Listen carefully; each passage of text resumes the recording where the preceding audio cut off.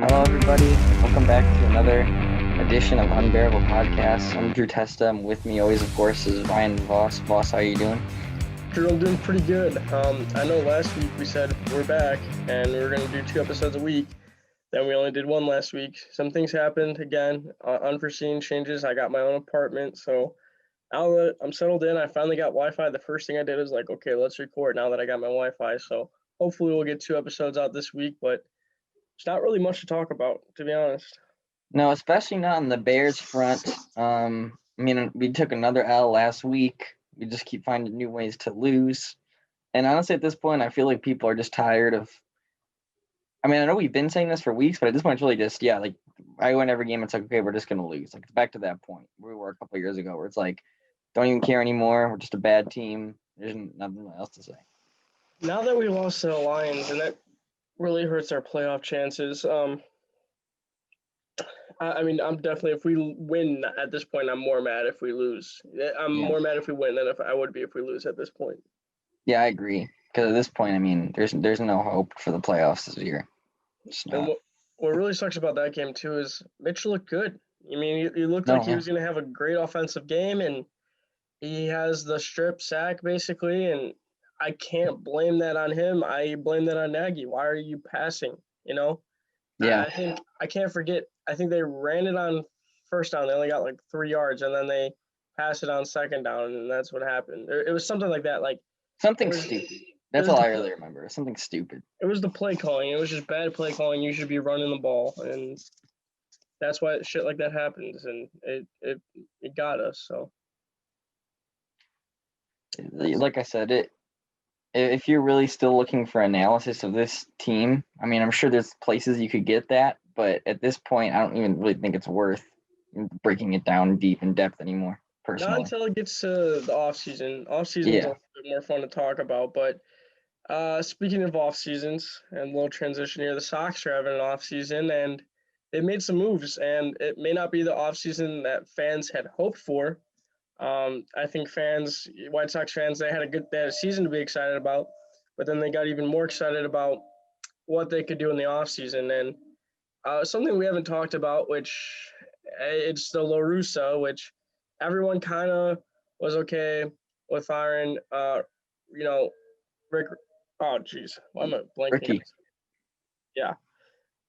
And then Rick Renteria, right? Why am I? Yeah, Rick Renteria. Yeah, I don't know why I was blanking on that. I guess I got. He's already old news, man. Rick Hahn and Robin Ventura. It's a lot of R and Ricks and whatever. Anyways, then they go out and get La Russa, and fans were disappointed in that.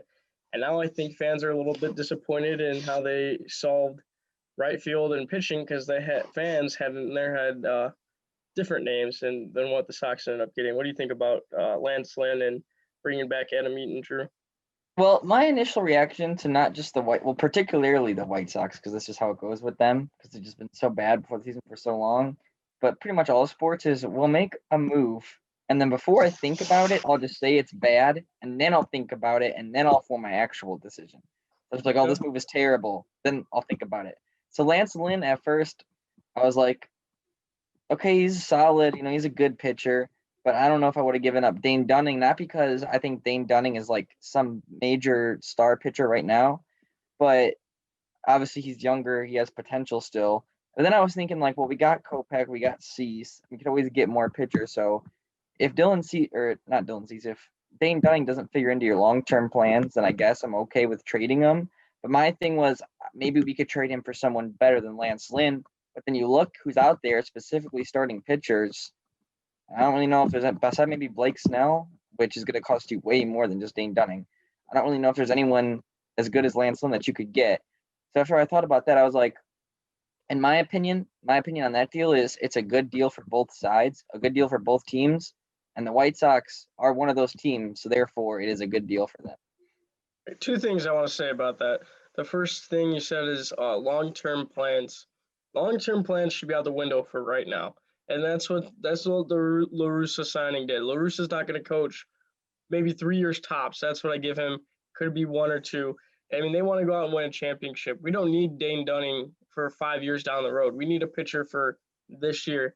And Lance Lynn, he's one of the best pitchers you could go out and get. With Giolito, Keuchel, and now Lance Lynn. You got to be happy about those three. And then, like you said, hopefully Kopech and Cease continues to progress from last year. I mean, to give up a guy that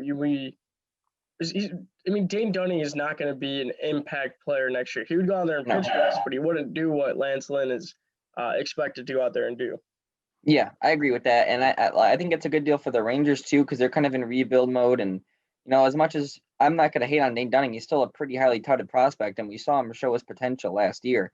So that's why I think it's a good deal for them as well. But I see why both teams would make the deal, but I don't think it's a bad deal on the Sox behalf. I mean, obviously, when you go into the offseason with World Series aspirations, you want to get someone better than Lance Lynn. But that's not to say Lance Lynn is bad. I think Lance Lynn's a good pitcher, solid, really, really solid pitcher, way above average. But the Sox fans are going to be like, oh, well, Bauer's out there. And I feel like that's the thing where it's like you kind of are out on Bauer before you even got the chance to be in on him. I think that's kind of why people were upset. I know it sounds crazy, but I mean, you can't roll Bauer out. I mean, there's no reason you can't go get him. I mean, that's quite a lot of star pitchers, but what's the problem with that? It's just not the White Sox way, man. That's exactly why. This is more or less their way of telling you we're not getting Bauer. This is what you get. Yeah, the same with the Eaton and this move. I feel like they've been kind of cheap about their moves. I've said that. Exactly. The only downside I really see to Lance Lynn is he only's got 1 year left on his contract. So I don't know why we didn't do this last year at the trade deadline, because Lance Lynn was a name being thrown around at the trade deadline. We could have used him because when we had Dunning, I mean, I feel also, I know it's a different head coach and now it's a different pitching coach, which I want to talk about the pitching coach in a minute. I feel like the Sox weren't actually that high on Dunning. I know Dunning had like it wasn't a no hitter in the works, and then they pulled him after just a couple innings. And they kept a tight leash on him, and then in the playoff game. No, in the playoff game he only started the first inning, right? No, you didn't even make it out of the first inning. Yeah, and so that's what I'm saying. They didn't trust him in the playoff game, which they should have let him go out there and pitch at least the first inning. It should have pitched a couple more, and then there was another game where they pulled him out when he was having a great game because he went like 4 or 5 innings. It might have been 6, but it looked like he could go longer, and they pulled him out. I mean, they kept a tight leash on him, and I know he was just coming off injury, but I liked what I saw from him a lot, and it seemed like they weren't really giving him a fair opportunity. So I don't know what's up with that, but it just the way he was managed last year seemed a little bit weird. I definitely agree, and like I said before, if you got 2 spots in the rotation and your 3 options are Cease, Kopech, and Dunning, I do agree Dunning's the odd man out in that equation, just because of the upside of Cease and Kopech. So that's why Dunning does. Not saying he's a bad player, but he's just, and maybe this is a good way to look at it. The Sox just have just players better than him. And that's not to say he's bad. It's just when you have that many, there's going to be an odd man out sometimes. Unfortunately, that's just how it was. And the other thing too is a lot of people are saying that Lance Lynn is like an inning eater, which will help your bullpen. You're not going to rely on them as much, which is good, especially too. Excuse me. We don't know who the closer is right now. We don't know if Colomé is going to be back, if they're going to sign someone else, or if they're going to keep it in house. So that is something, we might have a new closer, which is interesting also. That, and as good as our bullpen was last year, and I do want to give them a lot of credit, we have to remember we had a lot of rookies and it was a short season. We don't know if Cody Hewer could extend the way he pitched over the course of a whole season. Garrett Crochet only pitched half of a season that was already cut a third short. We've only seen Garrett Crochet, even though he's looked amazing, more than a couple of times. So yeah.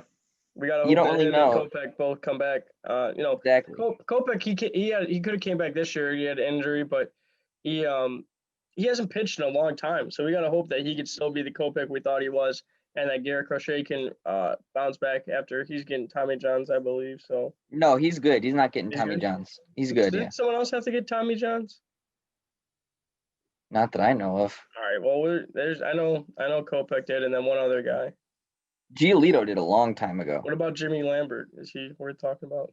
Didn't he get Tommy Johns? I don't think so. All right, whatever. I'm a Sox fan and I can talk, but I'm not as well educated as I'm on the Bears. But I would say I'm fairly educated. I'm new Yeah, to this, but I'm no. getting into it. So I'd be surprised if Jimmy Lambert was on our major league roster, but I will give you this: when he was up, he was pitching pretty well. I will that's give what you I'm that. saying. Yeah, That's what I'm saying. I liked him. All right. Next thing I want to talk about is obviously Adam Eaton. 1 year, 7.5 million or 7 million, doesn't matter. Team option for a second year.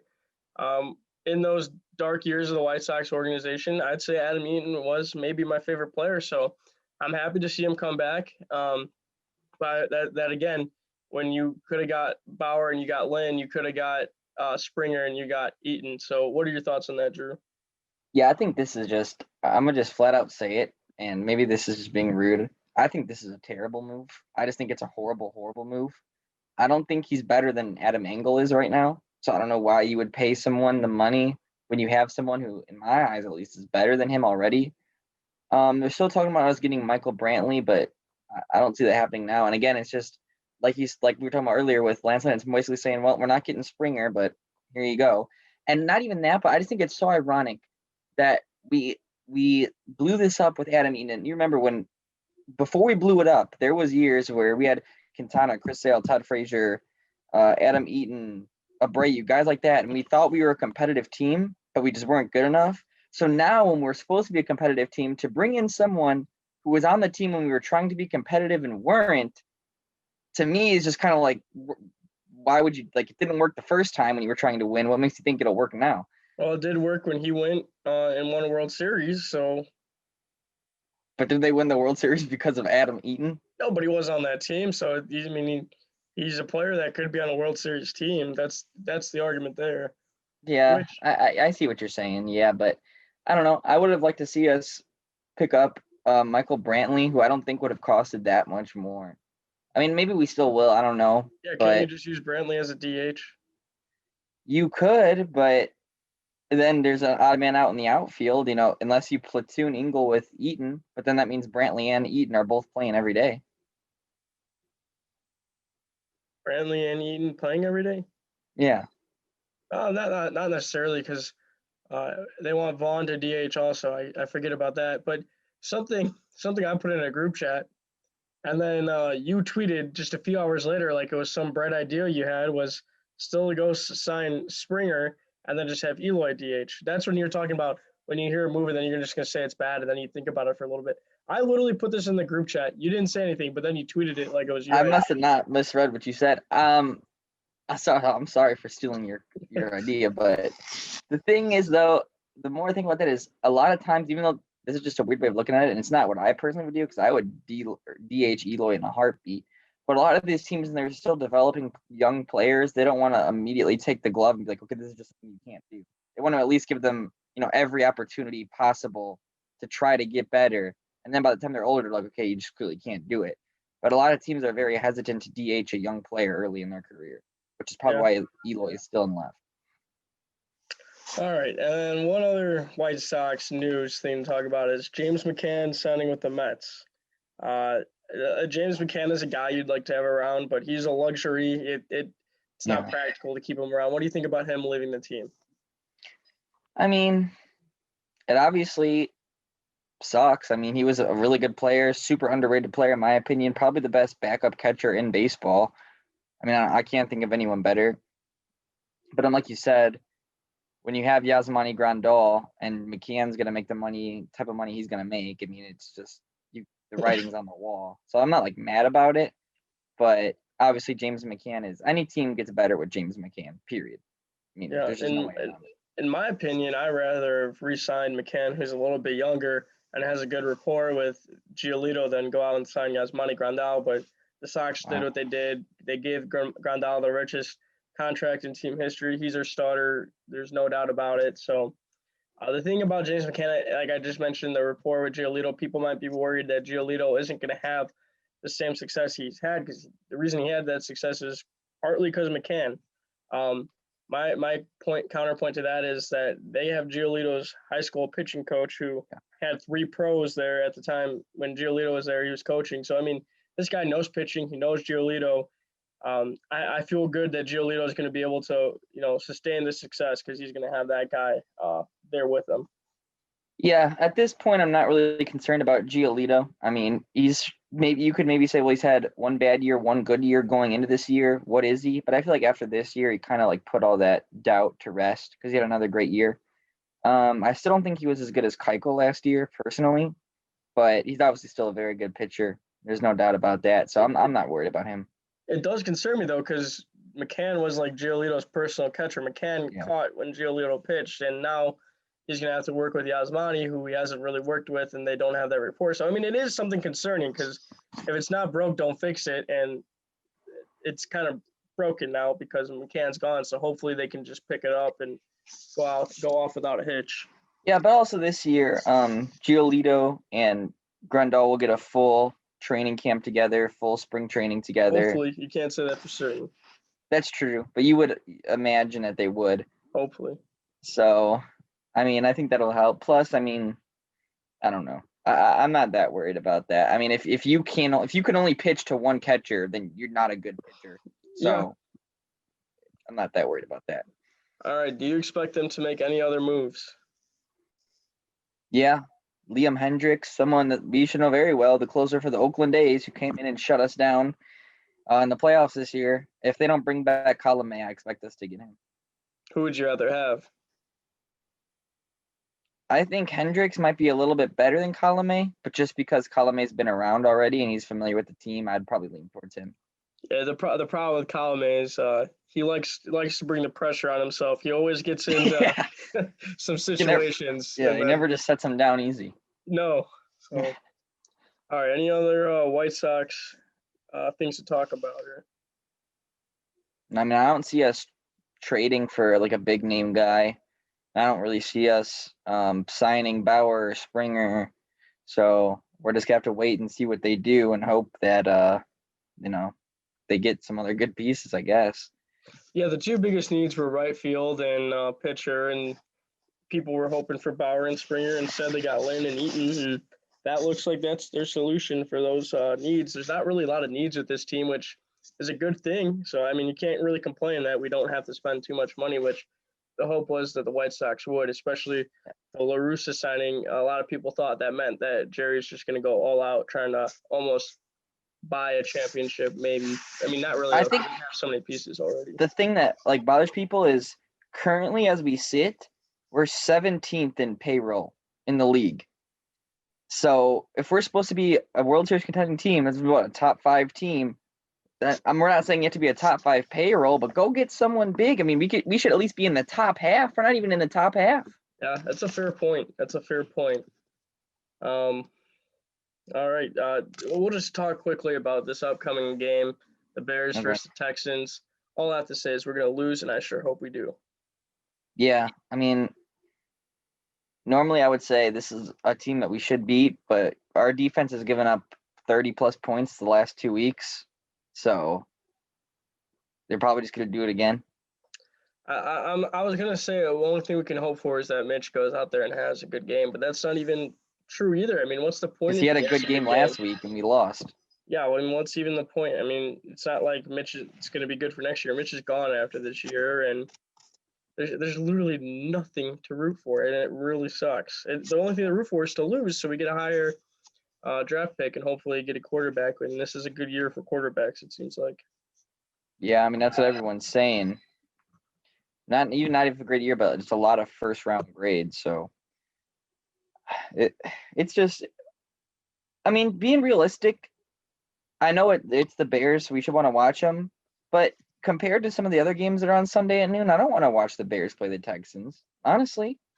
Yeah, I'll always watch the Bears, though. Last week, I'll admit, I took like an hour nap, but I'm still going to watch the Bears. Even last week, they were good, but I was like, there's really no point. But I have to watch them. I mean, they're my team. I got to know how certain players are doing and everything, but there's nothing to root for. That really is depressing. Not even really looking forward to Sunday Bears games. No, I'm not. All right, we're gonna get out of here. Like and subscribe, please. I mean, why not? Please. And drop a comment in the comment section if you like us talking about other things than just Bears. We may talk White Sox. I know Drew said he wants to talk some Bulls, maybe. I know, like I said, I know a lot about the Bears. I know enough about the White Sox to have a good conversation about them. But the Bulls, I know absolutely nothing about. But we might talk a little bit Bulls this year. We might bring on some other people to help us out with those conversations. But let us know if you like us to keep talking about other things, because there's nothing to talk about with the Bears. Yeah. Well, if you guys have anything you want us to talk about, put it in the comments, because when you make something about the Bears and then the Bears are irrelevant, you kind of become irrelevant. So yeah, that's how I feel. Yeah. So let us know. All right, we'll catch you guys later. Thanks for watching.